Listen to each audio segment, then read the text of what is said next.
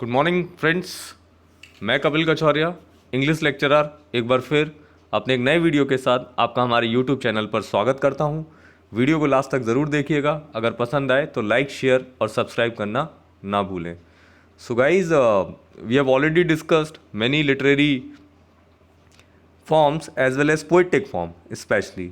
सो आज का जो हमारा टॉपिक है वो भी इससे ही रिलेटेड है, और जो टॉपिक है उसको हम लोग कहते हैं gnomic verse. So what exactly gnomic verse is.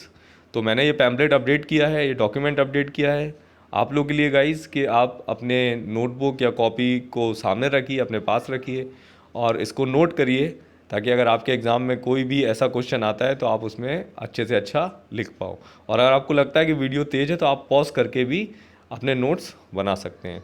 तो without wasting any time I am starting my lecture. So what exactly gnomic verse is?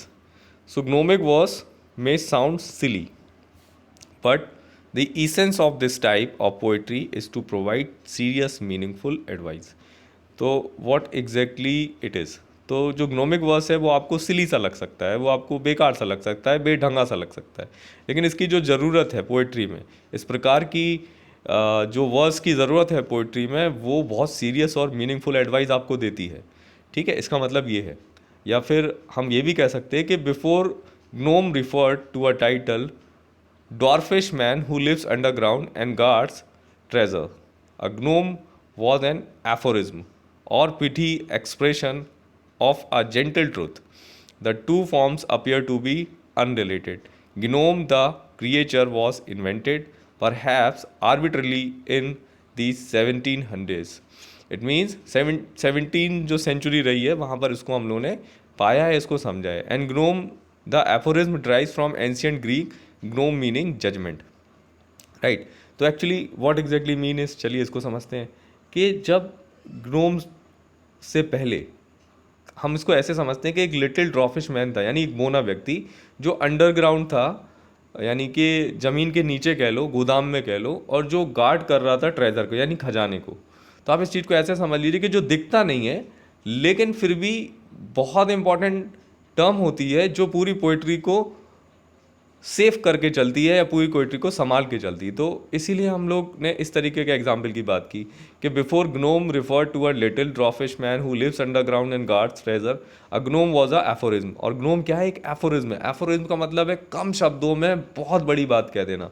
मतलब आप 2 लाइन या 4 लाइन में कुछ ऐसी बात कह दो कि वो 200 लाइन को भी छोटा कर दे, या 200 लाइन के ऊपर भी निकल जाए, उसके परे निकल जाए, राइट। तो ये हम लोग देखते हैं कि 70s की जब हम लोग बात करें, यानी 17वीं सदी की, तो वहाँ पर ग्नोम एफोरिज्म ड्राइव किया गया। और किस वर्ड से लिया गया? हम लोग जजमेंट, इसको हम लोग बोलते हैं जजमेंट। चलिए, it was also in Greece that the tradition of filling poems with these judgments and aphorism originating the gnomes was also begin. Gnomic poetry, gnomic aphoristic verse containing short memorable statements of traditional wisdom and morality. तो मैंने आपको पहले भी बोला कि what exactly means. तो ग्नोमिक जो poetry है वो एफोरिस्टिक वर्ड्स है किस चीज़ का, यानी इसमें हम लोग एफोरिस्टिक वर्ड्स को यूज़ करते हैं जो कि कंटेन करते हैं छोटे मेमोरेबल स्टेटमेंट, यानी स्मरणीय स्टेटमेंट ऑफ ट्रेडिशनल विजडम और मोरलिटी के। यानी कि या तो उसमें हम लोग ट्रेडिशनल विजडम को देखेंगे या फिर हम लोग मोरलिटी को देखेंगे। चलिए, इसके अलावा और use to describe a tense, the gnomic is considered neutral by not limiting action in particular to the past, present or future. Examples of the gnomic include such generic statements as words fly, sugar is sweet, and mother can always tell.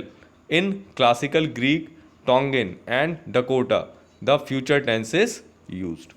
So now let's understand example के through क्या है actually इसका मतलब। तो अगर हम लोग एक बात करें कि वर्ड्स फ्लाई, अब एक बात बताओ, पक्षी उड़ते हैं, पक्षी उड़ते हैं, ये बहुत ही यूनिवर्सल ट्रूथ है।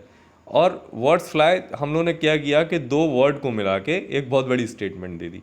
यहाँ हमने बोला कि शुगर इज़ स्वीट, तो यहाँ पर हम लोग 3 शब्द देख रहे हैं, शुगर इज़ स्वीट। तो सबको पता है कि शुगर स्वीट है और स्वीट ही शुगर है। तो इसीलिए इसमें जो एफोरिज्म होता वो भर भर के प्रचुर मात्रा में पड़ा हुआ होता। तो इस वजह से जो ग्नोमिक वर्स है, it is always used in poetry, first thing. Another thing, whenever we look at these sentences or these sort of words, we never examine, we never judgment, we never be evaluate कि actually exactly इसमें ग्नोमिक है क्या.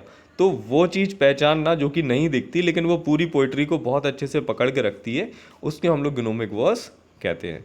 तो ये यहीं पे ख़त्म होता है और आप इसे ज़रूर नोट कीजिए. और अगर आपको मेरा वीडियो पसंद आता है तो आप उसे लाइक कीजिए, शेयर कीजिए, सब्सक्राइब करना ना भूलिए, क्योंकि सब्सक्राइब करने से ही आपको मेरे नेक्स्ट वीडियोस के नोटिफिकेशन मिलेंगे. Thank you so much students.